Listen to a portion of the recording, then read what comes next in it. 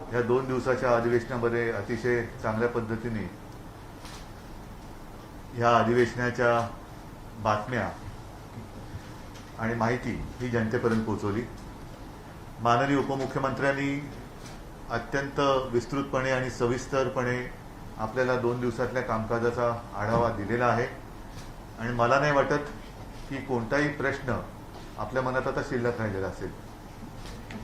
पण मला बोलतोय ना अजून मी, माझं बोलणं पूर्ण करू द्या ना तुम्ही, मला बोलणं पुरं करू द्या। आणि त्या माहितीमध्ये त्यांनी आणखीन एक माहिती सांगितली, ती म्हणजे या विधिमंडळामध्ये सगळ्यात ज्येष्ठ असे थोरात साहेब इकडे बसलेले आहेत। ते सुद्धा मी म्हणेन अवाक झालेले आहेत आणि मी तर अवाक होणं साहजिकच आहे, कारण त्यांना किती ते किती 20, 25, 30 वर्षाच्या कारकिर्दीत 37 वर्षाच्या कारकिर्दीत जो अनुभव पहिल्यांदा आला तो मला पहिल्याच टर्म मध्ये आलेला आहे, म्हणून अनुभवाच्या बाबतीत मी त्यांच्याहून सिनियर आहे। तर काल जे काय घडलं हे किती कोणी काही म्हटलं तरी महाराष्ट्राच्या परंपरेला लाजिरवाणं होतं। ही आपली संस्कृती नाही, ही आपली परंपरा नाही। आणि जेव्हा मी पहिल्या प्रथम या विधिमंडळात पाऊल ठेवलं, साहजिकच आहे आता आपल्या भेटीनंतर उत्कृष्ट संसदपटू त्यांना पारितोषिक किंवा काय पुरस्कार देण्याचा एक कार्यक्रम आहे। उत्कृष्ट संसदपटू हे एक परिमाण आपण ठरवल्यानंतर हल्ली जे काय चाललेलं आहे ते बघितल्यानंतर एकूण कामकाजाचा दर्जा हा उंचवण्याकडे आपला कल आहे की खालवण्याकडे आहे। आपण जी पहिल्या प्रथम विनंती केली मला पत्रकारांच्या वतीने लोकल मधनं प्रवास, तर त्याच्यामध्ये रुग्णवाढ आणि रुग्णवाढ कमी होणं, तसं हा दर्जा वाढ आणि दर्जाचं खालावणं, तर मी नक्कीच म्हणेन की दर्जा खालावत चाललेला आहे। लोकप्रतिनिधींकडनं जनतेची एक वेगळी अपेक्षा असते की का मी तुम्हाला मत देतोय, तर माझ्या आयुष्यामध्ये काही चांगला फरक घडला पाहिजे, बदल घडला पाहिजे आणि तो जिथे घडवला जातो तिथे मी तुम्हाला पाठवतोय। तिथे गेल्यानंतर काल जे काही दृश्य पाहायला मिळालं, खरोखर शर्मेने मान खाली जावी असंच ते दृश्य होतं आणि जबाबदार पक्षाकडनं हे घडलं। जो काही विषय आता तुम्ही बोलता बोलता विचारला की तिकडे 12 होत नाहीत म्हणून आम्ही 12, असं नाही, हे आम्ही घडवलेलं नव्हतं, त्यांना आम्ही काही टोचलं नव्हतं। साधा विषय असा होता की ओबीसी समाजाचं जे ठराव आम्ही केले, मराठा समाजाबद्दल केला, ओबीसी समाजाबद्दल केला, शेतकऱ्यांबद्दल केला, हा तुमचा अधिकार आहे, तुम्ही आमच्याशी सहमत व्हा अथवा असहमत व्हा, तुम्हाला जे काय बोलायचं ते तुम्ही बोलायला तुमचा पूर्ण अधिकार आहे, त्याला लोकशाही म्हणतात। पण वेडवाकडं वागायचा, आरडाओरडा करायचा ही लोकशाही नाहीये। ती लोकशाही असेल तर ती रस्त्यावरती करण्याचा तुमचा अधिकार आहे, पण सभागृहामध्ये समोर माईक असतात, माईक ओढायचे, माईक असून सुद्धा बेंबीच्या देठापासून ओरडायचं, ही काही आरोग्यदायी लोकशाहीची लक्षणं नाहीयेत। आणि काल जे आपल्या सगळ्यांच्या समोर घडलं ते तर समोर आलेलं आहे, पण त्याच्यानंतर भास्कररावांच्या सोबत जे दालनामध्ये घडलं त्यातलं बरंचसं वर्णन त्यांनी केलं, संपूर्ण वर्णन केलेलं नाही। ते ऐकल्यानंतर अक्षरशः शिसारी यावं असं हे वर्तन महाराष्ट्रामध्ये घडू शकतं, याच्यावरती माझा काही कोणाचाच विश्वास बसणार नाही। तर अशी ही परंपरा आपल्या राज्याची, देशामध्ये हा पायंडा पडता कामा नये। अर्थात हा पायंडा पाडायचा नसेल तर प्रत्येकाने ठरवायला पाहिजे मर्यादा काय, की तिकडे गेला। आज सुद्धा जसं आता अजितदादा म्हणाले की ते मध्ये सदस्य आले, राजदंड काय उचलला, ही पद्धत नाहीये, ही पद्धत नाहीये। आणि म्हणून मला असं वाटतं की मधल्या एका काळात मी एका वृत्तपत्राला मुलाखत देताना, मला वाटतं लोकसत्ता देताना सांगितलं होतं की ही कोविडची जी परिस्थिती आहे, पोस्ट कोविड, ज्यांना कोविड होऊन गेल्यानंतर सुद्धा पोस्ट कोविड ही एक त्रासदायक गोष्ट आहे। तसंच पोस्ट कोविड परिस्थिती आर्थिक काय असेल ती बघितल्यानंतर आज देशातील जनता, जग फार मोठं आहे, जगाबद्दल मला काही बोलायचं नाहीये, पण एक अस्वस्थ आहे की आमचं काय होणार, कसं जगायचं, कोरोनामध्ये वाचायचं कसं आणि वाचल्यानंतर जगायचं कसं. आणि त्या दृष्टीने जर का आपण काही हालचाल करणार नसू आणि केवळ सत्ता एके सत्ता हाच जर का आपला अट्टहास असेल, तर मग मला असं वाटतं एकूणच दिवस फार वाईट येत चाललेले आहेत, एकूणच दिवस वाईट येत चाललेले आहेत. आणि 2 दिवसाचं अधिवेशन, ह्या 2 दिवसाच्या अधिवेशनाचा संपूर्ण आढावा आपण आता माननीय उपमुख्यमंत्र्यांकडनं ऐकला की 2 दिवसामध्ये एवढं काम राज्याच्या हिताचं करणारं हे सरकार आहे. या कामाकडे कसं बघायचं हा सुद्धा याच्या त्याच्या दृष्टीप्रमाणे एक प्रश्न असू शकतो. पण मला एका गोष्टीचं नक्की समाधान आहे की या 2 दिवसामध्ये आम्ही जनतेला आनंदी ठेवणं हा एक वेगळा भाग झाला, पण समाधान देऊ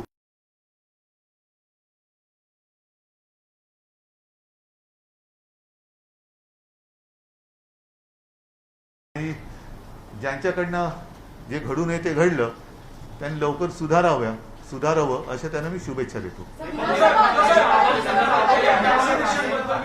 हा, आता प्रश्नाकडे येतो. बोगस वॅक्सिनेशन हा एक जो प्रकार आहे हा सुद्धा म्हणजे कशामध्ये भ्रष्टाचार करावा हा एक जीव घेणारा प्रकार आहे. वॅक्सिन घेतल्यानंतर सुद्धा काही ठिकाणी आपल्याला असं ऐकायला येतं की वॅक्सिन घेतलेल्याला सुद्धा संसर्ग होतोय. आणि हे पहिल्यांदा सुद्धा सांगण्यात आलेलं होतं की वॅक्सिन घेतल्यानंतर कोरोना होणार नाही असं नाही, कोरोना होऊ शकेल आणि तो होऊ नये म्हणून मास्क घालणं हे गरजेचं आहे. अर्थात तो भाग वेगळा आहे. बोगस वॅक्सिनेशनच्या बाबतीमध्ये ज्यांनी जे त्याच्यामध्ये इन्व्हॉल्व आहेत त्यांच्यावरती कडक कारवाई तर केली जाणारच, नक्कीच केली जाणार. आणि ज्यांनी बोगस वॅक्सिन, त्यांचा काहीच दोष नाही, अनावधाने घेतलेलं आहे, त्यांना रितसर वॅक्सिन हे दिलं जाईल. फक्त एक बघावं लागेल की त्यांना वॅक्सिन म्हणून नक्की दिलं काय होतं, म्हणजे त्याचं पुन्हा दुष्परिणाम होणार नाही. डॉक्टरांचा सल्ला वगैरे घेऊन ते करावं लागेल.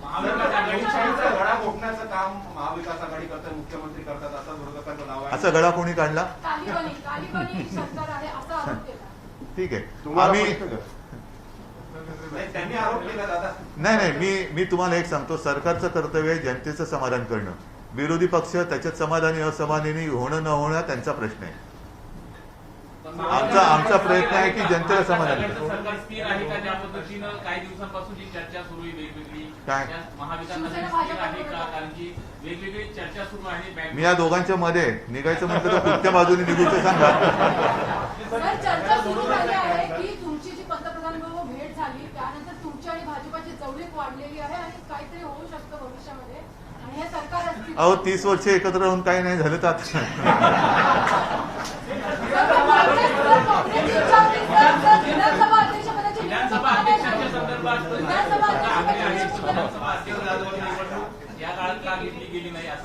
मी सांगतो तुम्हाला, माननीय राज्यपाल महोदयांनी मला पत्र पाठवलं होतं आणि त्याच्यात 3 प्रश्न विचारले होते. त्या 3 प्रश्नाची उत्तरं मी सविस्तरपणे दिलेली आहेत. अध्यक्षपदाच्या निवडणुकीबाबत आपल्याला सर्वांना कल्पना आहे की थोडं कठोर नियम हे महाराष्ट्र सरकार नुसतं लावत नाही तर अंमलबजावणी सुद्धा करते आहे. आणि आता हे जागतिक सत्य आहे की साधारणतः 72 तासाच्या आतली RT-PCR चाचणीचा निकाल हा ग्राह्य धरावा असा एक जागतिक आता नियम आहे. आणि तो जर का लक्षात घेतला तर माझी स्वतःची चाचणी मी आदल्या संध्याकाळी रविवारी केली आणि त्याच्यानंतर त्याचा सोमवारी सकाळी मला हातामध्ये रिपोर्ट आला. का केला? आळशीपणा म्हणून नाही, तर साहजिकच आहे, इतर सगळे कार्यक्रम होते आणि त्याच्यामुळे ते करायला मला संध्याकाळ झाली.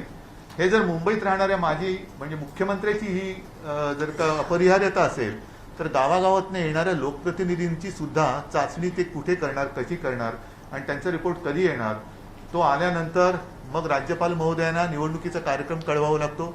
तो कळवल्यानंतर सर्व सदस्यांना तो कळवावा लागतो. त्यांनी मंजुरी दिल्यानंतर, तारखेची मंजुरी दिल्यानंतर, ती मंजुरी मिळाल्यानंतर ज्या दिवशी निवडणूक होणार असते त्याच्या पहिल्या दिवशी मध्यान्हापर्यंत अर्ज भरण्याची तारीख असते. मग अर्ज मागे घेण्याची वेळ असते आणि मग दुसऱ्या दिवशी मतदान असतं. म्हणजे हा साधारणतः 4 ते 5 दिवसाचा कालावधी हा त्याला लागणार आहे. आणि ही परिस्थिती लक्षात घेतल्यानंतर आम्ही राज्यपाल महोदयांना कळवलेलं आहे, ते कायदेशीर आहे की याच्यामध्ये कुठेही संविधानिक अडथळा आलेला नाही. उपाध्यक्ष महोदय तिकडे आहेत, तालिका आहे. ज्या वेळेला ही थोडी परिस्थिती आटोक्यात येईल असं वाटेल तेव्हा सगळी खबरदारी घेऊन आम्ही निवडणूक घेऊ.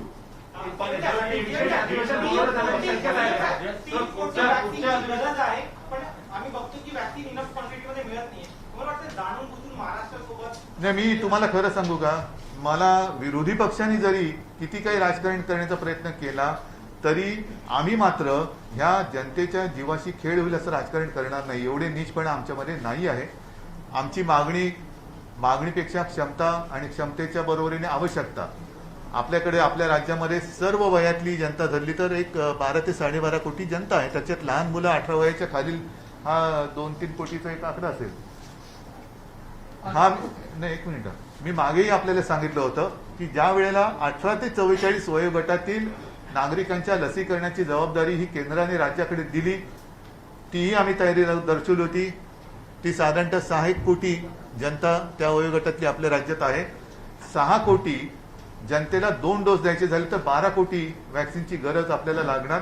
ती 12 कोटी वॅक्सिन आपण एक रकमी एका चेकनी विकत घेण्याची ही तयारी आपण ठेवलेली होती. मात्र त्या प्रमाणामध्ये पुरवठा होत नव्हता आणि म्हणून आपल्याला नाईलाजाने 18 ते 44 वयोगटातील नागरिकांची लसीकरणाची प्रक्रिया ही थांबवावी लागली होती. आता आपली क्षमता आपण दाखवलेली आहे. काल परवाकडे एका दिवसात 8,10,000 हा देशातला एक उच्चांक महाराष्ट्र राज्याने वॅक्सिनेशनच्या बाबतीत करून दाखवलेला आहे. आपली क्षमता आपण 15 लाखाची ठेवलेली आहे. आवश्यकता वाटली तर तीही आपण वाढवू शकू. दिवस रात्र चालू. हे केव्हा शक्य होईल की वॅक्सिनचा पुरवठा, लसीचा पुरवठा हा आपल्याकडे सुरळीत आणि आवश्यक होईल तेव्हा. आत्ताची शक्यता अशी आहे की ऑगस्ट सप्टेंबर नंतर एक साधारणतः मे महिन्यानंतर जूनमध्ये थोडी संख्या वाढली, जून नंतर जुलैमध्ये वाढली. जसं आपल्याकडे लस उत्पादक 2च कंपन्या आहेत सध्या तरी.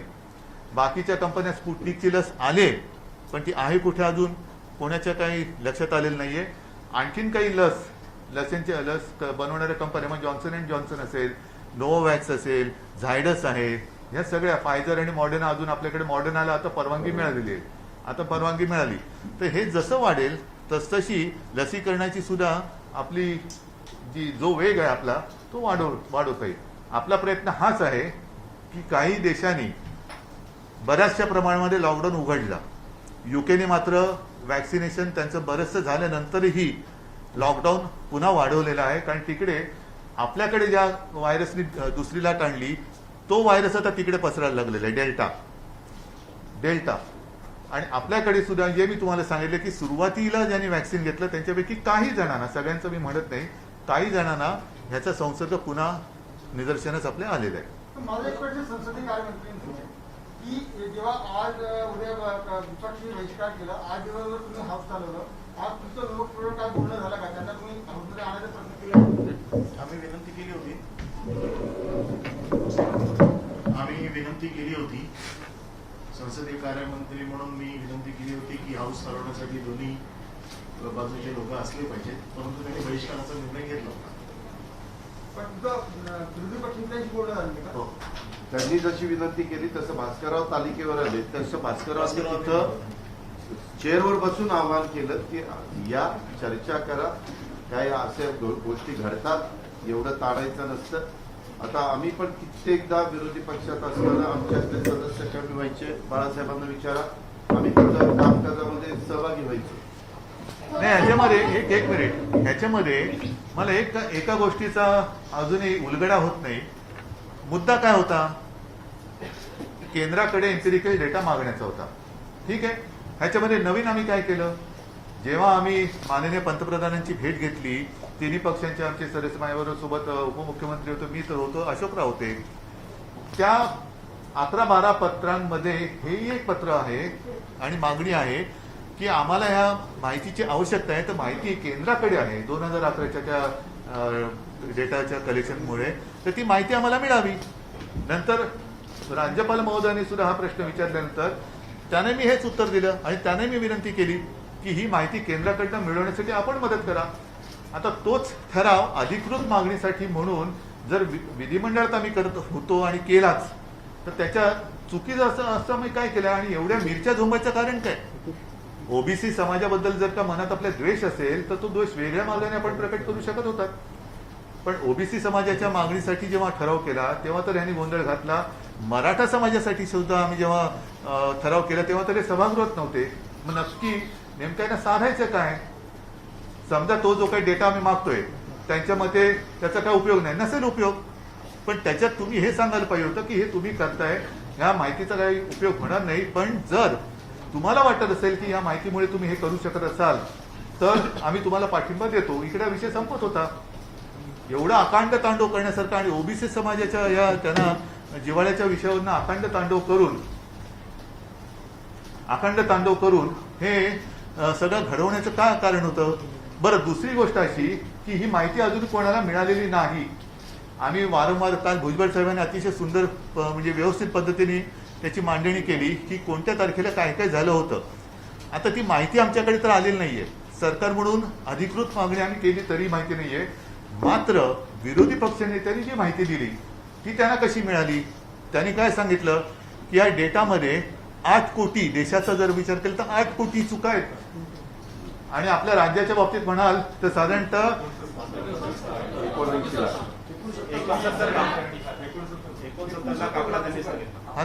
ही माहिती तुम्हाला कशी कळली? बरोबर आहे, म्हणजे तुम्हाला माहित नाही, आम्हाला सरकार म्हणून माहित नाही, त्यांच्या कानात कोणी सांगितली? म्हणजे हे गौडबंगाल काय की केंद्राकडे असलेली माहिती सरकारला अधिकृत मिळत नाही. ती मागितली तर वणवा लागल्यासारखं सगळे आगडोंब उसळतो आणि म्हणजे त्यांना त्यांचं भान राहिलं नाही की ह्या सगळ्या गोष्टी आपण करतो त्याच्यात निलंबित होऊ शकतो. इथपर्यंत त्यांची मजल गेली आणि मग एक पुढचा प्रश्न असा येतो जो भुजबळ साहेबांनी सांगितला की हा डेटा कशासाठी वापरला जातो? केंद्राकडे आहे तो डेटा कशासाठी वापरला जातो?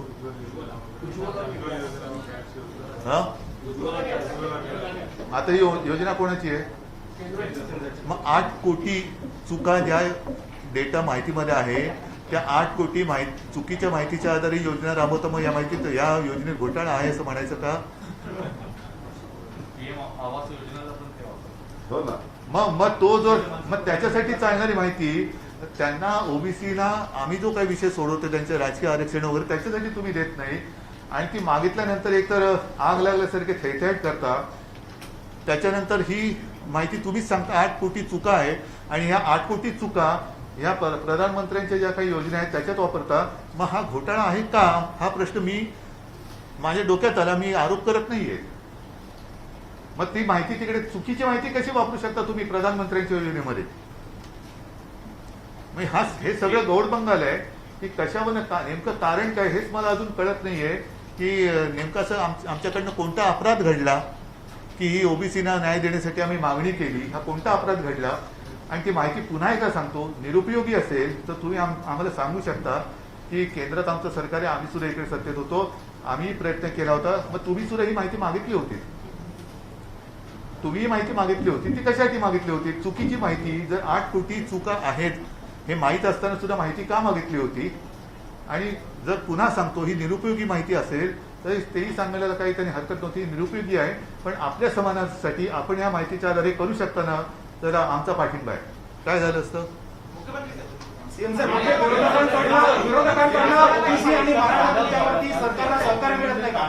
विरोधकांकडनं ओबीसी आणि मराठा आरक्षणाच्या मुद्द्यावर सरकारला सहकार्य मिळत नाही का या सगळ्या मुद्द्यांवर? मी असं कोणतंही वक्तव्य केलेलं नाही, परंतु काल जे घडलं ते आपल्या समोर आहे.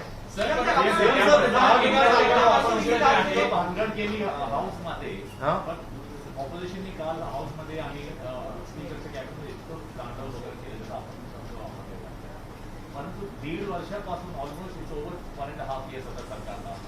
पण काल इतकं करून सुद्धा निषेध करताना त्यांना फायनली हे ठाकरे सरकार आहे असं म्हणावं लागलं. ते म्हणायला सुरुवात केली असेल अगोदरपासून ते were saying you were not exactly in charge होत होता. तर ह्याला आपण कसं रिॲक्ट करतो? काल हे निषेध नाही पण त्याच्या आधी सुद्धा जेव्हा हे घडलं त्याच्या आधी सुद्धा सभागृहाचं कामकाज सुरू झाल्यापासून म्हणजे जसं पहिल्या बॉलपासून म्हणतो आपण ही सुरुवात झाली आणि ज्या पद्धतीने त्यांनी सरकारचा निषेध करण्याच्या घोषणा दिल्या ह्या लांछनास्पद होत्या. म्हणजे अशा कधी घोषणा सरकारविरुद्ध देणं हे एक रस्त्यावरती ठीक आहे, पण सभागृहात जिकडे आपण अनेकांची स्वप्न असतात त्या सभागृहात येण्यासाठी अनेक जनतेची स्वप्न या सभागृहातल्या निर्णयावरती अवलंबून असतात, आयुष्य त्याच्यावरती अवलंबून असतं आणि त्या सभागृहाच्या कामकाजाची अशी थट्टा करणं ही लोकशाहीची थट्टा आहे, लोकशाहीची थट्टा आहे. महाविकास आघाडीच्या अनेक आमदार असतील मंत्र्यांवरती ईडी आणि इतर संस्थांचा सुरू सुरू आहे. अनेक सदस्यांनी म्हटलं आहे का हा लोकशाहीला काळीमा नाहीये, हा लोकशाहीला पांढरीमा आहे. मुख्यमंत्री म्हणून आणि सरकार म्हणून काही लोकशाहीला वाचवायचं असेल तर पत्रकारांना लक्षात दिलं पाहिजे. त्यांना मी सांगितलं ना की आला मुद्दा. तुम्ही कृषी कायदे तो मुद्दा नाहीये. कृषी कायदा आणि कामगार कायदे हे 2 कायदे केंद्राने केले ते लोकशाहीला घातक आहे. आपण जसं मागच्या वेळेला बोलले तसंच. पण जर तुम्ही कृषी कायदा जर आणलाय एवढा प्रेमाने शेतकऱ्यांसाठी आम्ही त्याचं अभिनंदन करतो, पण पत्रकारांसाठी कायदा सुधारणा करण्याचा अधिकार जसा केंद्राकडे आहे तसा राज्याकडे पण आहे. तो कधी करणार? म्हणजे आम्हाला सुरक्षित वातावरणच नाही काम करण्याच्या ठिकाणी कायम नसेल तर पालक म्हणून ते काम अहो सुरक्षित तुमचं सोडा, काल सुद्धा भर सभागृहात जर लोकप्रतिनिधींना धमक्या दिल्या जात असतील तर पत्रकारांची काय करतात?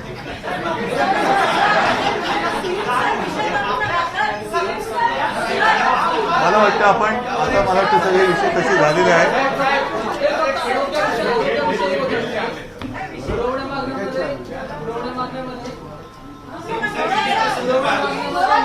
नाही एकच विषय आरोग्याचा. पुरवण्या मागण्यामध्ये आरोग्याविषयी निधी आहे, पण बऱ्याच ठिकाणी म्हणजे आरोग्यमंत्र्यांनी पदं रिक्त आहेत. नाही त्या पदांवरती सुद्धा रिक्त पद सुद्धा भरण्याचा निर्णय आम्ही घेतलेला आहे. अडचण काय येते त्याच्यामध्ये घोषणा केल्या, पण बऱ्याच ठिकाणी ग्रामीण भागामध्ये डॉक्टरांच्या नियुक्तीसाठी तरुण पुढे येत नाही. त्यामुळे कोरोनाच्या काळात अगदी ग्रामीण भागातील रुग्णालयांची खूप वाईट स्थिती आहे. त्या संदर्भात काहीतरी धोरणात्मक निर्णय खात्यावर घेऊ शकेल का? नाही आपण ही जी उणीव किंवा कमतरता आहे ना ती भासू नये म्हणून जे जे काय करता येईल शक्य आहे आपण ते करतो आहे. आरोग्य विषयक आरोग्य खात्याची कोणती पदं रिकामी ठेवायची नाही तसं सरकारने घेतलेला आहे निर्णय. परंतु आपण जे बोललात की त्या आवश्यकतेनुसार लोक पण मिळाले पाहिजे. बरं ठीक आहे चला.